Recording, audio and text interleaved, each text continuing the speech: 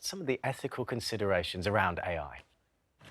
Thanks, Sean. Well, I'm joined here by Anna from the Barbican in London with her dog, Ibo. So, Anna, tell me, what does Ibo do? So, Ibo is an intelligent dog. He can recognise faces, voices. He's a companion, really, and he's absolutely amazing. He's Look really at his cute. little eyes, and he really moves like a dog. He does. So, tell me about the exhibition. What's it all about?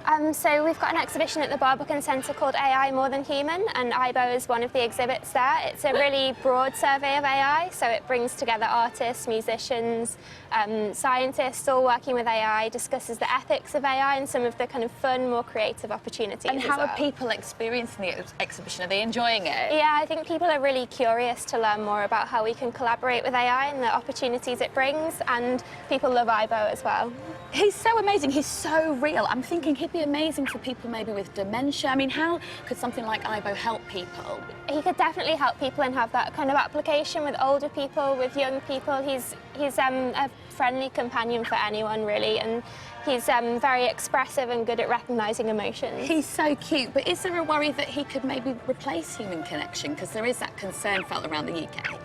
I think I can understand why people might have that concern, and that's something that we do discuss in the exhibition as well. So we have fun exhibits like Ibo, but we do also delve into kind of the bigger ethical questions and look at kind of both sides of AI and give visitors the opportunity to make their own decisions. Well, it sounds good. I'm going to come and have a visit, Great. but I'll also want to speak now to you. Hello. So your name is Casper, and you work at the Queen Mary University. That's and correct, talk me through what you've designed here, because this looks very interesting. What is it? So we're working on soft robotics and create soft robotic hands. Right. And this particular one, the idea is now to create something that can help amputees, so in particular children who have lost their arms. Oh, I love that. I think that's amazing. And can you make it work? Can it hold my finger? What does it do? I think we can now make it move, yeah. Oh, wow, look at that. And it can make more, yeah. Maybe a bit further away from the device, yeah. So there you are. So at the moment it's tailor-operated, but the idea is now to use actually the still existing muscle activity of the child that has lost the arm to control the hand. What an amazing creation. And of course AI comes into it there, because we need to now interpret the signals from the muscles to get the appropriate movements of the hand. Okay, and you've also been working on something else. Show us this, because this is fascinating. It actually looks so real. Yeah, thank you very much.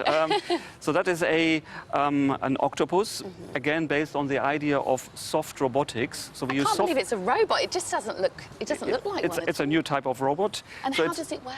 So it's based on soft materials. It's making use of silicone rubber, and so you see these tentacles are made of this silicone rubber material, and we blow air into it to actually make it move in the water, as you can see. And what do you use it for in everyday life? So the idea is, in the long run, to use it to study marine life, right, so that the octopus can mingle and blend in with other sea creatures, and then we have sensors on board to actually study what's happening underwater. I love that. I can totally see it happening as well, because it wouldn't disturb the fish or anything, would it? Just blend in. Okay, great. Well, I want to speak now to Sabine. Sabine, you work at the Bristol Robotics Lab. What's this swarm of AI that you've created here, then? So this is a swarm of robots. We use it to understand how robots can work together in large numbers, and we actually have 1,000 robots in the lab. 1,000? 1,000. So oh, let's look at just get them going. And what are they doing right now, then? They're doing decision making, inspired from how honeybees decide on their nest site, and they're choosing between blue and red, and blue is the better decision. So if all works well, they should be turning blue. And you can so see they're here's actually a little... communicating between each other right now. That's right. Really simple rules, local communication, and yet the swarm as a whole can do some really interesting group behaviors. Like what? So the key thing we're trying to understand, so this is decision making, but actually we're trying to understand how we could use this in the real world. So one area is nanomedicine. We actually design nanoparticles in my lab, and maybe particles can make decisions about the state of the tumor to deliver the right drug. But also things like environmental monitoring. We've lost one. So that's the nice thing with swarms, is some can fall off the table and the swarm continues to operate. But we're also looking at environmental monitoring. Could you use this to monitor a water source, and they would turn blue or red depending on the state of that water source? That's fascinating. My concern is, though, while there's just a small amount amount of them now. If there was 1,000 of them and they were literally the size of a human being, that would be quite threatening, no? You're right. Are we wrong to fear AI? We need to be mindful of what we design. So what we're doing is really taking the user and putting them in the loop as we design these technologies. So my students are running use cases with firefighters. These could be sensors for them in a fire situation. We're running use case scenarios with warehouses, with builders. So really try to understand how this technology could be useful as a problem solving. Okay, brilliant. Well, on that theme of ethics, let's speak to Rima Patel, because Rima, you work at the Ada Lovelace Institute. Can you explain to us what exactly is AI? Because it's quite a broad subject, isn't it? Yes, absolutely. Very good question. So AI is data-driven technology that can perform complex tasks. I think that's a good way of describing it. Let's take the example of playing chess. AI systems now play chess and can beat human players. They can predict and diagnose eye disease.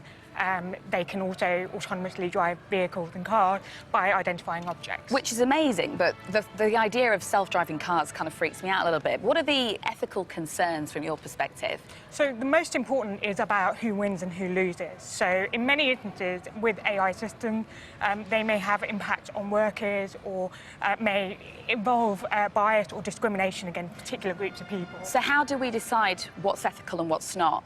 That's a really important question, and actually there's a cultural element to it.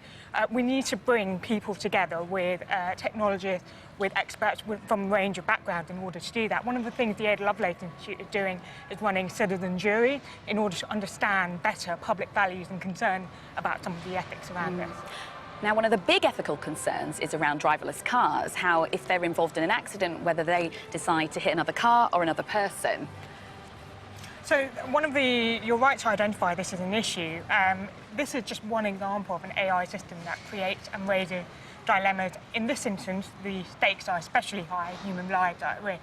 It just illustrates the importance of getting the governance of these technologies right and making sure that we have that balance between governance and innovation. So these tech are trustworthy, they're legitimate, and people feel that they are working effectively. Okay, and what are your thoughts on Ibo? Can we tempt you to replace him with a real dog? Oh, I'm not sure it would replace a real dog, but it is pretty cute.